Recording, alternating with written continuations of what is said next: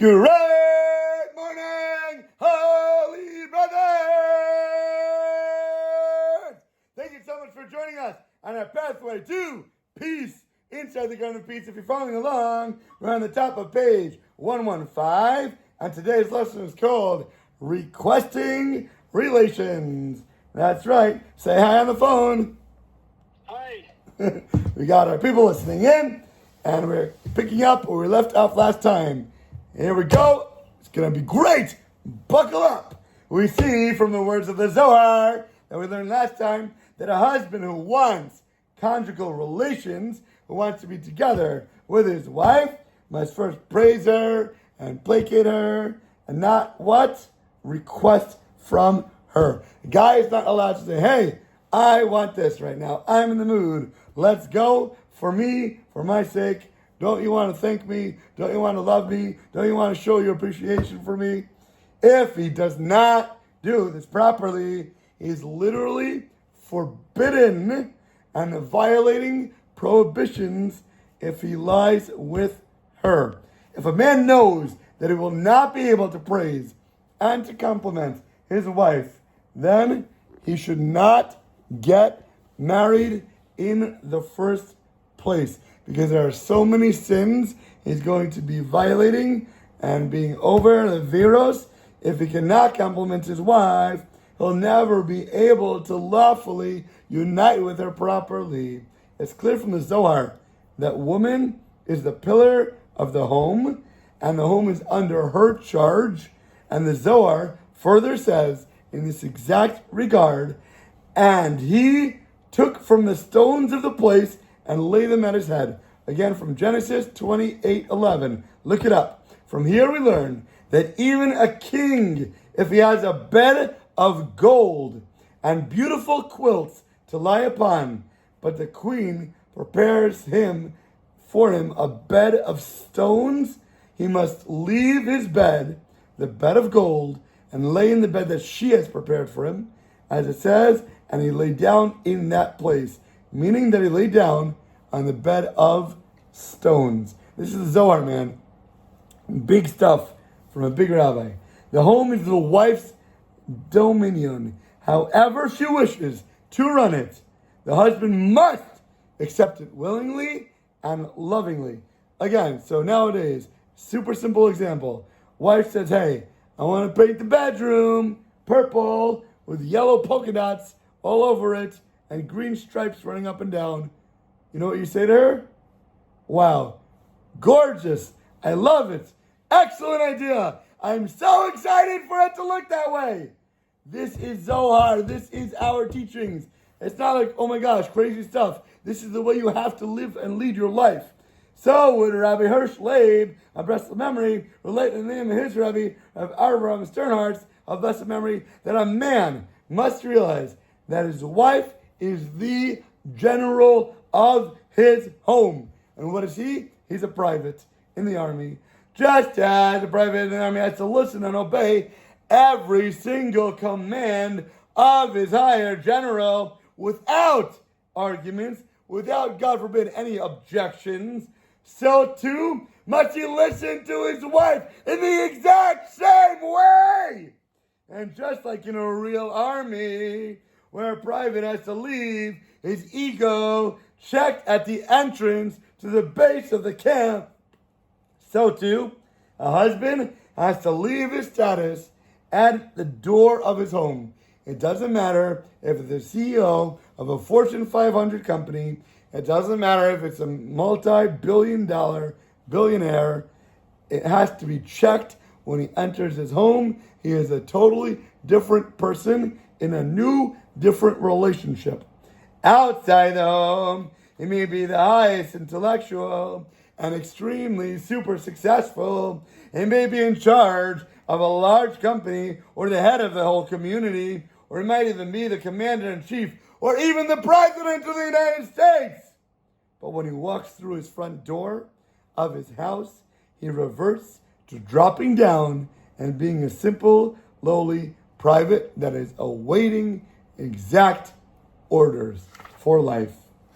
The Zohar continues with a description of the types of praises and the types of compliments that a husband must give to his wife.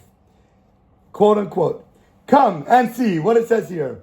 And Adam, the first man, said, "This is now bone of my bones and flesh of my flesh. To this shall be called woman, because out of man was this one taken." Woman, or Isha from Ish. The same way in Hebrew and English have the words come from each other. Genesis 2:23. These were the sweet words that Adam said to his wife, to create affection with her and to draw her to his will, to arouse her, to love her. See how sweet the words are that Adam said to Eve. You are the bone of my bones and the flesh of my flesh. How could I ever despise you? How could I ever forsake you? Since the light that shines in you is the essence of my essence. He said that in order to show her how they have a common bond that unites them, and that there is nothing at all ever in the universe that could ever separate them. Once he had told her these words of love and started to praise her. To this shall be called woman. His intention was to say that this is a woman whose equal could never, ever be found anywhere else. This is the honor, the kavod of my home.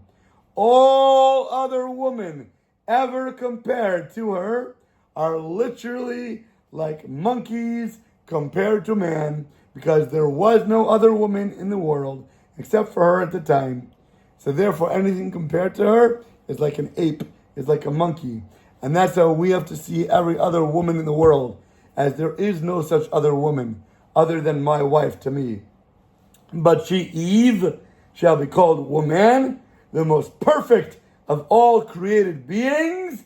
Only she is fitting to be called a woman to me, in my eyes, in my reality. All these words of love and affection, continues the Zohar, that Adam said to his wife, as it also says in Proverbs, the kinds of praises that a man must say to his wife to increase her feelings of love, to increase her feelings of affection. Proverbs 31:29. Many daughters have achieved much, but you surpassed them all. We see that by telling her that she has merits above all other women, he increases her feelings of love and affection. Zohar, Genesis chapter 49, with explanation of Mimatak Midvash. So this Zohar teaches the correct way for a husband to regard his wife in his eyes, in his heart, in his mind. A husband must consider if Adam, whose wife Eve, had no competition whatsoever for any of his love, felt it still necessary to praise her, to compliment her, to tell her that she was the only one for him. It's ridiculous.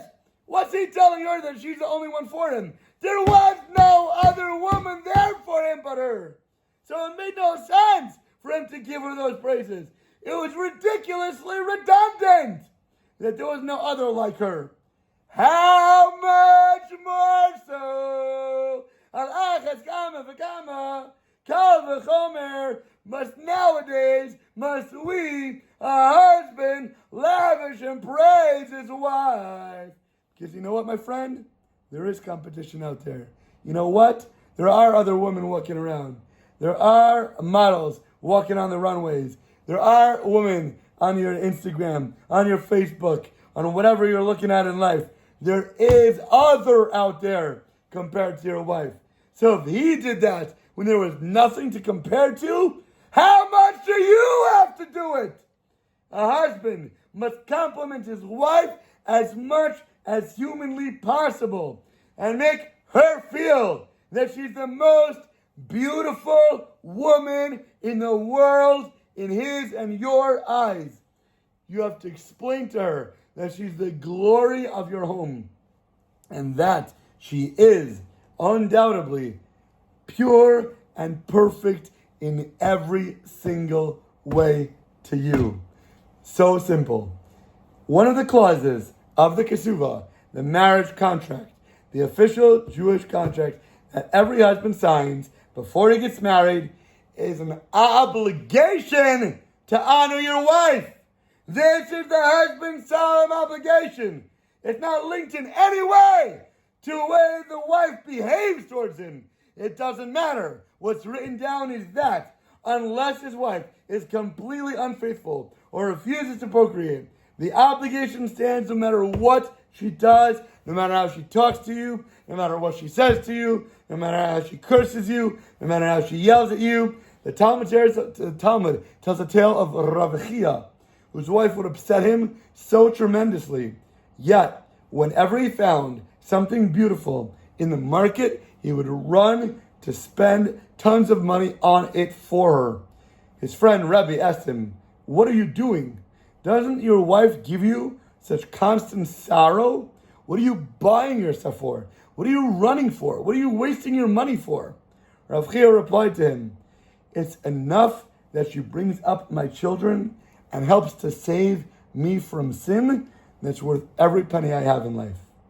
Maimonides Rambam, in his section on the laws of marriage, chapter 15, law 19, writes in the law, "And so the sages commanded that a husband has to honor his wife more than himself." This is literal law. It's not some hyperbole, it's not some niceties, and not some Kabbalistic writings. It's literally what you're commanded to do. You have to give her more than you love for yourself.